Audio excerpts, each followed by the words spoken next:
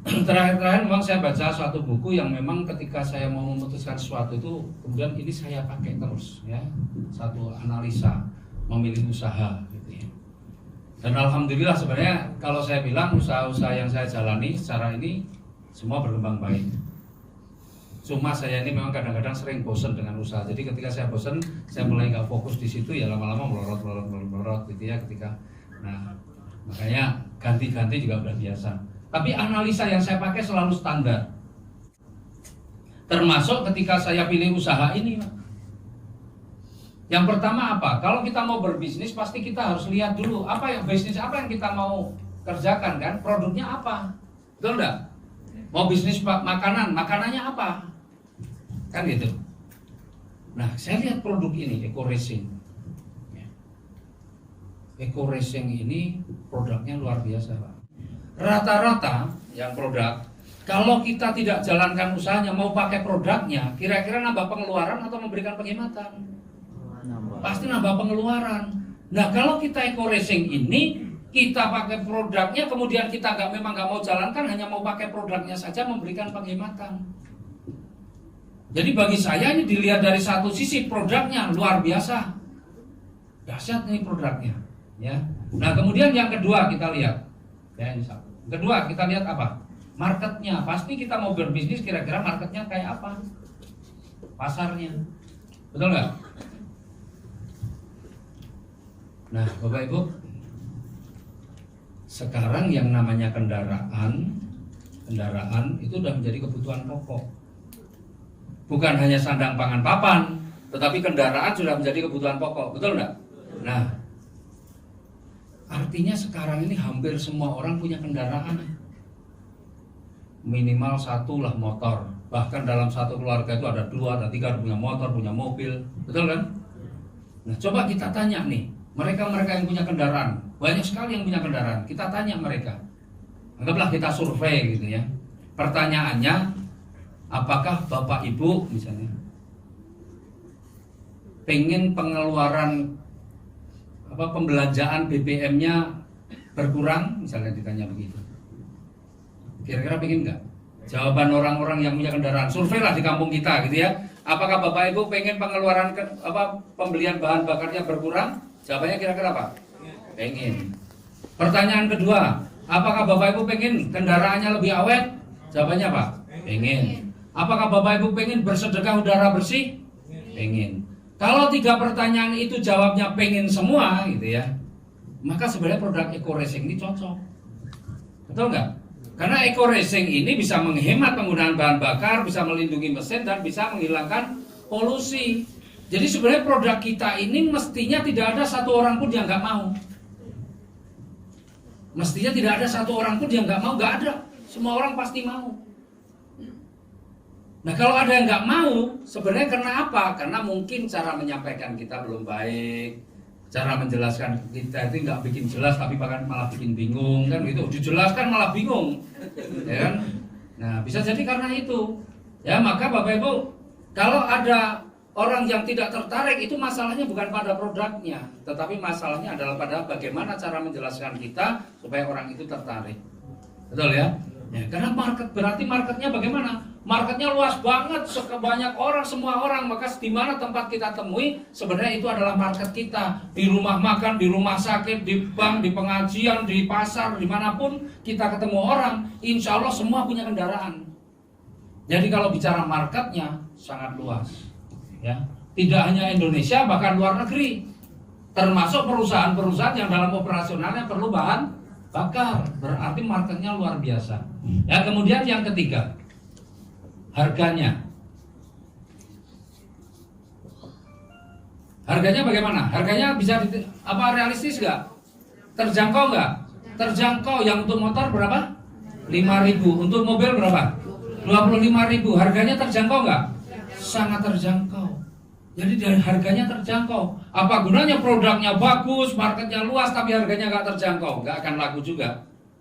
Ini harganya sangat terjangkau, berarti inilah. Kemudian yang keempat, pesaingnya. Pesaingnya ada nggak? Ya, pasti ada. Ya, sebenarnya produk penghemat bahan bakar itu sudah ada, sudah banyak sebenarnya. Ya. Tapi penghemat bahan bakar yang punya fungsi banyak itu yang nggak ada. Ya, bahkan Eco Racing kan diklaim ini pertama kali di Indonesia dan pertama kali di dunia. Apa itu? Produk penghemat bahan bakar yang mampu menghilangkan karbon monoksida hingga 100%. Jadi ini pertama kali di Indonesia dan pertama kali di dunia memang. Ya.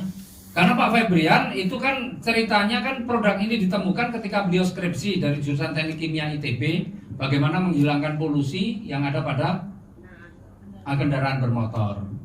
Nah, dari hasil penelitian beliau ternyata tidak hanya berdampak pada hilangnya polusi, tetapi juga ternyata berdampak pada penghematan bahan bakar. Akhirnya penelitian diperpak semakin panjang lagi. Dulu itu sebenarnya ada yang sempat ditemukan dalam bentuk cair. Tapi kalau cair ini banyak kendalanya, sering menguap kalau udah dipakai, terus kemudian menguap habis dan sebagainya. Kemudian pengirimannya juga agak masalah. Ini penelitian dilanjutkan lagi sampai ketemu yang padat. Nah, 2017 kemarin mulai dipasarkan lah yang Eco Racing yang sudah padat itu. Ya, jadi ini penelitian panjang. Nah, pesaingnya ada nggak? Ada, sebelumnya sudah ada. Tetapi tidak ada yang punya kemampuan yang sama. Bahkan kita sudah menguji coba dengan beberapa pesaing yang ada, baik yang termasuk yang dari luar negeri, ternyata kita memang masih unggul. Makanya produk kita ini sekarang banyak sekali permintaan juga dari luar negeri. Bukan hanya di Indonesia, dari luar negeri juga sudah banyak. Ya, tapi setelah saya pikir-pikir juga ya, ini cerita apa adanya lah saya, supaya Bapak Ibu juga nggak usah kebayang-bayang luar negeri gitu ya. Kalau kita pikir-pikir, ngapain sih kita itu sibuk-sibuk dengan luar negeri yang kadang-kadang bahasa kita juga, kalau saya sih kadang bingung juga ngomongnya. Betul enggak? Ya. Padahal kalau kita bayangkan market Indonesia aja luar biasa. Sampai hari ini orang yang bermitra dengan PT BES ini belum nyampe 500.000 orangnya loh ya. Belum 500.000 orangnya. Penduduk kita berapa? Banyak banget nggak? Banyak sekali. Sebenarnya market kita ini luas, gak usah ngejar-ngejar yang luar negeri pun sebenarnya udah oke. Kalau orang kita kan bahasanya gampang, dipahamkan sama, budayanya hampir sama kan gitu ya. Kalau orang luar negeri kemarin juga yang Malaysia, yang India, kadang-kadang saya bingung juga maksudnya bagaimana. Malah pusing juga kita kan. Nah, apalagi ordernya juga. Saya sih sebenarnya udah ada orang Malaysia yang order ke saya pembelian rutin. Ya, maka saya pikir-pikir lebih enak sih fokus saja sementara ini ke Indonesia aja. Orang kita ini masih banyak banget yang belum kenal Eco Racing dan masih ada di mana-mana. Gak usah mikirin yang luar negeri, malah pusing juga kita. Ya, gitu. Sementara ini, nanti kalau Indonesia udah padat ya, tapi kayaknya mau sampai kapan? Orangnya nambah terus, betul kan? Ya, jadi luar biasa. Jadi kalau bicara pesaing masih belum banyak lah, masih oke juga. Kemudian yang kelima, kita bicara profitnya. Usaha itu kemudian kita bicara nih setelah produknya oke, marketnya luas, harga terjangkau, pesaing belum ada. Sekarang bicara profitnya bagaimana? Hasilnya besar apa kecil? Kan gitu ya. Wah, sudah jelas. Saya ketemu tukang bakso aja 11 bulan dari kayak gitu, bagi saya antara modal dengan hasil ini luar biasa. Ya, hasilnya besar. Oke. Kemudian yang keenam, modalnya kecil. Ya, pengalaman saya modal miliaran menghasilkan belum tentu ratusan juta, puluhan juta, bahkan kadang-kadang menghasilkan minus. Ya, di usaha ini sudah banyak sekali orang yang dengan hanya modal puluhan juta sudah menghasilkan miliaran. Saya hitung-hitung yang saya dapat ini paling tidak dalam 11 bulan itu sudah 7 miliar minimal. Coba bayangin. Jadi besar apa kecil modalnya? Kecil Pak. Ya, kecil. Dan Bapak Ibu kalau jalankan usaha ini bisa masuk kategori pengusaha nasional, ya kan? Nah, sebesar-besar saya modal, sebesar-besar modal usaha restoran saya, sebesar-besar usaha properti saya, tetap pengusaha lokal Pak, karena cuma di Jogja, betul nggak? Ini pengusaha nasional saya. Di Sabang sudah ada, Aceh sampai Papua sudah ada semua. Bahkan di Malaysia, di Singapura, di India sudah ada. Berarti internasional kan? Coba Bapak Ibu ini pengusaha nasional semua yang ada di sini kan. Ya, tepuk tangan buat Bapak Ibu sekalian ya. Gak main-main nih Pak. Ya, kemudian yang ketujuh, resikonya. Nah, ini kita bicara bagaimana resiko. Kalau di usaha ini ada nggak resikonya? Dari tadi kita bahas nggak ada resiko. Kalau Bapak Ibu nggak bisa jalankan pakai produknya saja, Bapak Ibu dapatkan manfaat yang lebih besar daripada uang yang Bapak Ibu bayarkan. Coba hitung-hitungan sederhana, ya ini hitung-hitungan sederhana.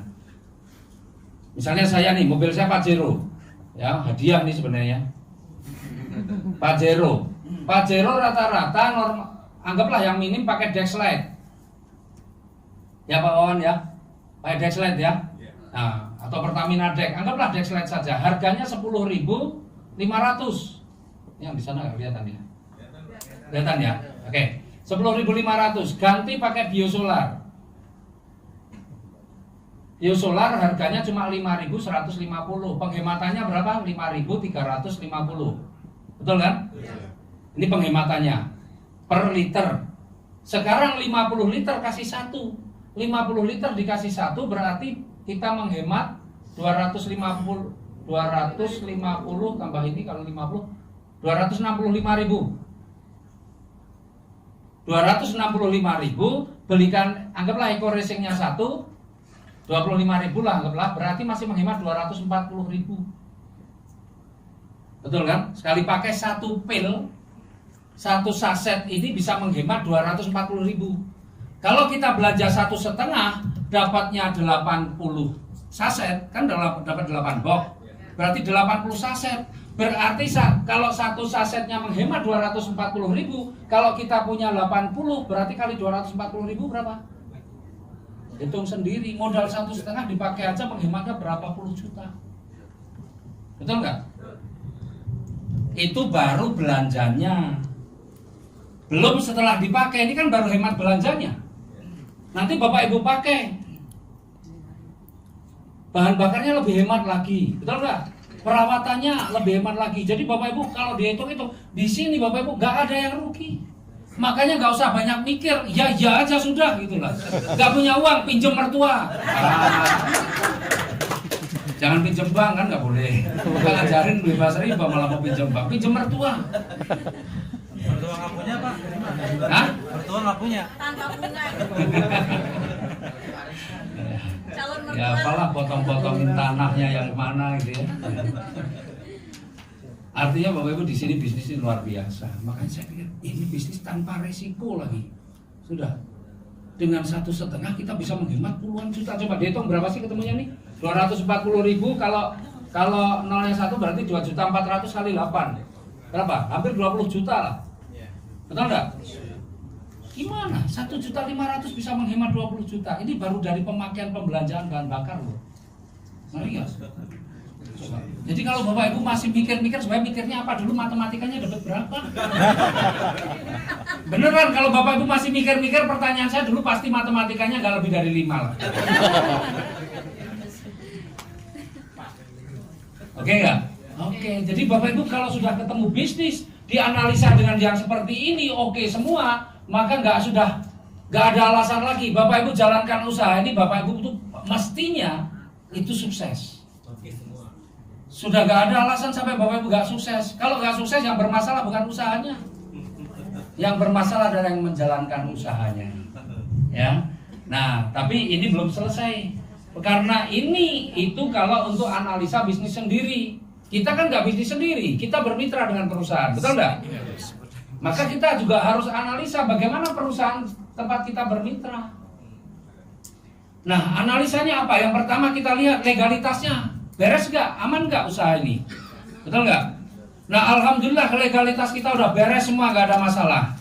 Kalau suatu ketika Bapak Ibu temui di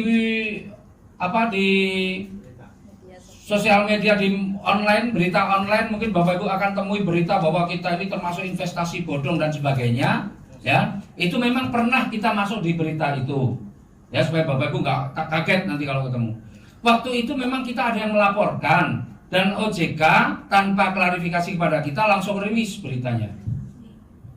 Kita sudah by email, sudah mengklarifikasi, menanyakan dengan melengkapi data-data yang ada, dan sudah ada balasan via email juga dari OJK. Ya, nanti kalau ada yang begitu nanti bolehlah. Sudah punya belum? Sudah ada kan? Nah, nanti kita tunjukin jawaban dari OJK. Jadi Bapak Ibu nggak usah risau. Insya Allah ini udah aman, udah semua perizinannya udah beres. Bahkan ada juga pidato ketua asosiasinya juga sudah mengatakan bahwa tidak ada masalah dengan perizinan PT BES. Jadi karena ini kita harus bermitra dengan PT BES kan, maka kita harus tahu bagaimana kekuatan perusahaan ini. Yang pertama legalitas, beres.